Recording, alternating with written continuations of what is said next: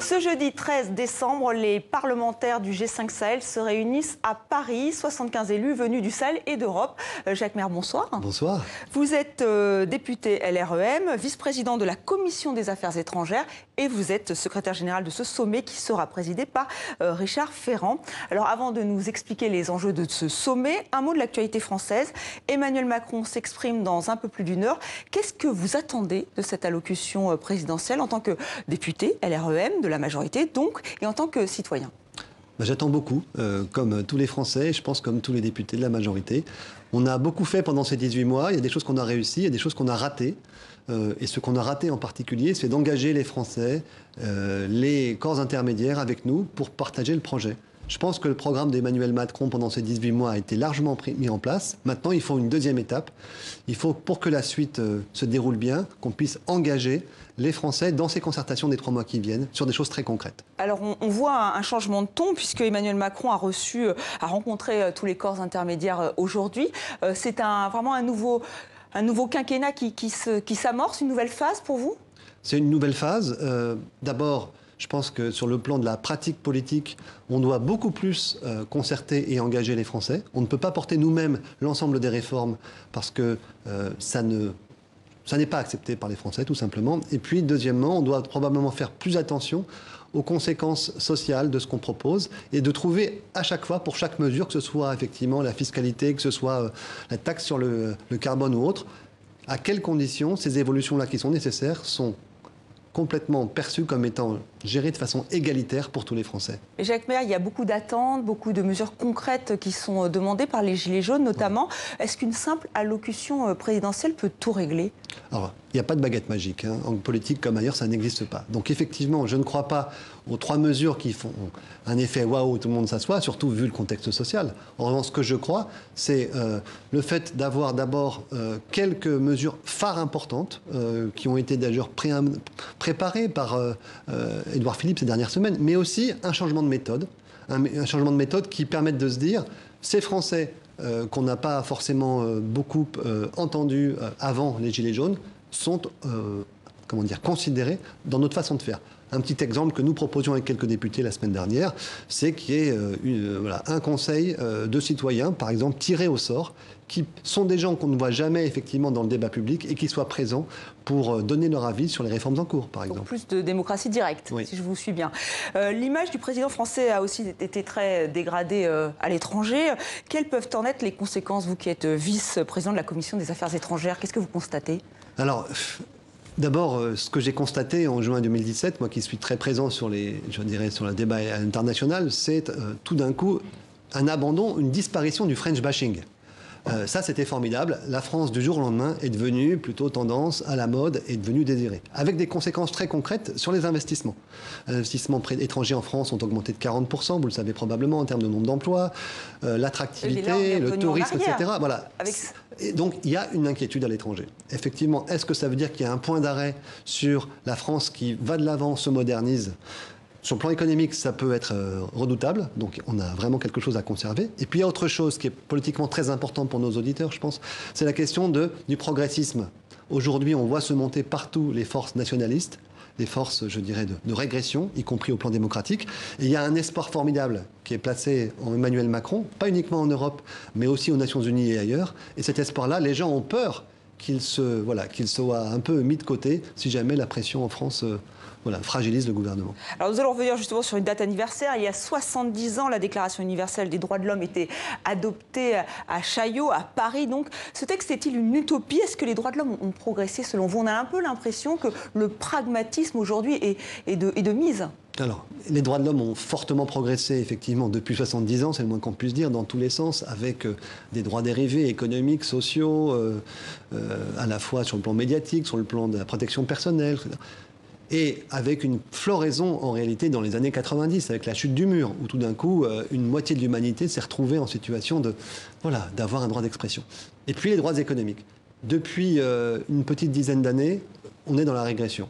Et moi, je le vois d'ailleurs pas uniquement sur la Déclaration universelle des droits de l'homme, mais y compris en Europe. Il se trouve que je suis parlementaire de l'Assemblée parlementaire du Conseil de l'Europe, et que la Convention européenne des droits de l'homme, à laquelle tout le monde, en Russie, en CEI, en Asie centrale, avait adhéré spontanément, aujourd'hui, elle commence à être remise en cause. Et là, c'est un vrai problème. C'est un vrai problème parce qu'effectivement, les citoyens du monde eux-mêmes n'ont pas renoncé à ces droits, c'est plutôt les gouvernements qui commencent à les remettre en cause. Oui, on le voit aussi avec le pacte sur les migrations, le pacte de l'ONU qui a été très contesté, controversé même. Ça, ce n'est pas un bon signal qui est lancé, même si aujourd'hui plus de 150 pays l'ont approuvé. Mais on voit que la Suisse s'inquiète, que les États-Unis refusent de Quelque chose qui n'aurait posé aucun problème il y a 2 ans, puisqu'il y a 2 ans, à part les États-Unis, juste avant l'élection de M. Trump, le principe même de ce pacte était quelque chose de complètement acquis. Et là, en quelques mois, finalement, on voit sortir un du bois, quelque part, des gouvernements qui font de l'immigration un enjeu électoral. Et juste pour dire aussi que les Gilets jaunes eux-mêmes ont défilé contre ce pacte cette semaine. J'ai trouvé ça complètement significatif, d'une part, de ce qu'il y a derrière ce mouvement. Oui, il y a beaucoup de choses aussi qui circulaient sur Facebook et tous les Gilets jaunes ne devaient pas être au courant et soit contre ce pacte. Alors on va revenir sur votre actualité. Ce jeudi à Paris, donc un sommet interparlementaire. Vous réunissez 75 parlementaires venus d'Europe et du Sahel. C'est dans le cadre du G5 Sahel. Quel est l'objectif de ce sommet ? Mais vous savez, le Sahel et la guerre au Sahel et le développement du Sahel, c'est vraiment le défi principal, je dirais, du quinquennat aujourd'hui pour l'Afrique. Autant les États-Unis ont eu sur leurs épaules le conflit sur l'Irak, autant les Français, je dirais, sont perçus dans le monde entier comme étant la puissance internationale qui est présente au Sahel. Elle est en crise absolue, le Sahel, et tout d'un coup, le Sahel sort des écrans radars, devient visible, mais à l'occasion d'une crise migratoire, vous savez bien, avec la Méditerranée centrale, une crise terroriste avec les djihadistes, et puis une crise démographique, économique, etc. C'est formidable parce que, la crise n'est pas formidable, mais cette occasion a été formidable parce que les pays du Sahel se sont rassemblés dans le G5. Et ce G5, il faut le rappeler, donc il y a un volet politique, militaire et aussi société civile, c'est ça ? Ça a commencé par un volet développement. Les 5 pays du G5 se sont dit, donc Mali, Mauritanie, Burkina Faso, Tchad et Niger, se sont dit on ne sortira de cette crise que si on travaille ensemble. Vous connaissez beaucoup d'endroits dans le monde dans lesquels les pays qui ont une crise de sécurité collective se disent on l'adresse ensemble, impossible en Méditerranée, impossible au Proche-Orient. Donc les Sahéliens nous ont donné une leçon en disant voilà, on s'organise. Et ça a créé un effet marketing, un effet attractif très fort. Et les forces de sécurité internationale et les forces de développement, les bailleurs de développement, la Banque mondiale, la France et les autres, ont dit banco. Il se trouve simplement qu'au bout de 3 ans, on n'a pas les résultats attendus, même si on se bat bien, même s'il n'y a jamais eu autant de moyens, parce que globalement, le défi est terrible. Donc alors aujourd'hui, ce sommet, donc, voilà. Pourquoi vous l'organisez ? En fait, vous mettez les parlementaires des différents pays à contribution, c'est ça, pour notre gouvernance ? Oui, parce qu'en fait, pour l'opinion publique sahélienne, la sécurité recule, le développement recule. Ils ne comprennent pas, ils ont des élus et ils voient les élus qui sont un peu démunis par rapport à ça. Et une des raisons pour lesquelles ça marche mal, c'est que finalement la population adhère mal aux enjeux de sécurité et aux politiques de développement parce qu'elle n'a pas les éléments, elle n'a pas les moyens de s'y intéresser. Et donc, pour pouvoir faire en sorte que ces partenariats sortent un peu de cette image très sécuritaire, très armée internationale, voilà, il faut absolument le démocratiser.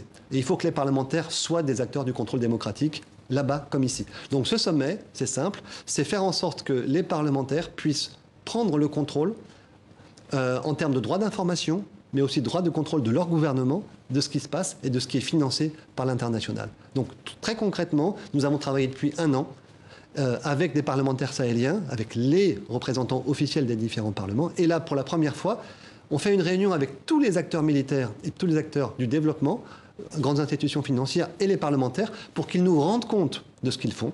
C'est-à-dire concrètement, il va falloir qu'ils contrôlent ce qui a été dépensé, ils vont devoir faire le relais auprès des bailleurs de fonds. Alors, 2 exemples très concrets. Sur le plan militaire, 100% des conflits se font dans des circonscriptions de députés et d'élus locaux, évidemment. Ces députés et ces élus locaux doivent être en possibilité d'être en contact avec les militaires des forces internationales pour leur dire ce qui va et ce qui ne va pas. Voilà, en termes de comportement, en termes de renseignement. Ça, c'est un exemple. Deuxième exemple, quand un bailleur de fonds finance un gouvernement pour, par exemple, construire des écoles,